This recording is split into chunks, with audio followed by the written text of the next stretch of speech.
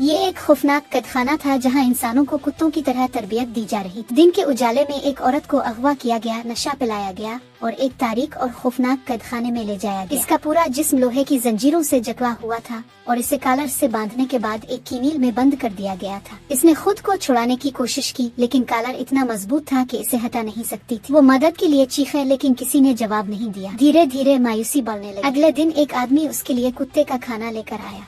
इसने इससे पूछा कि क्या हो रहा है और इसे बाथरूम कैसे इस्तेमाल करना है। आदमी ने इसके पीछे एक जगह की तरफ इशारा किया और चला गया। औरत ने कुत्ते का खाना सूंघा, लेकिन इसे खाने के लिए हिम्मत नहीं कर सकी। वो बहुत कम जानती थी ये खाना ही उसकी परवरिश का वाहिद जरिया बनना था। तीसरे दिन दोबारा खाना लाया गया तो इसने खाने से इनकार कर दिया।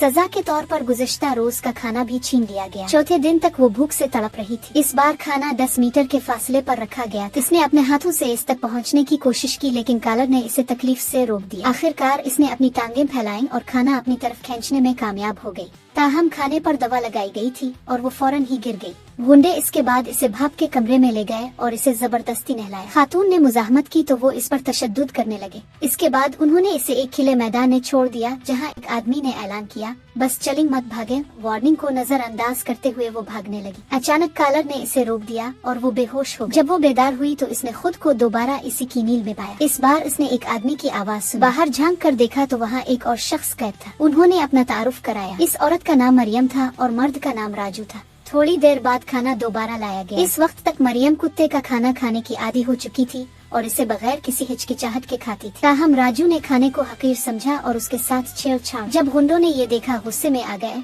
और उन दोनों को बिजली की सलाखों से सजा दी। जब उन्हें होश आया तो वो फरार का मंसूबा बनाने लगे। अगली बार जब खाना लाया गया तो राजू ने गुंडों में से एक पर काबू पा लिया, इसे बेहोश कर दिया और उसकी चाबियां चुरा ली। उन्होंने अपनी जंजीरें खोल दे और फरार होने की कोशिश की, लेकिन अचानक मरियम ने राजू को पीछे से मारा, इसे बाहर निकाल दिया और गुंडों को बुलाया। वाकयात का ये मोड़ चौंका देने वाला था।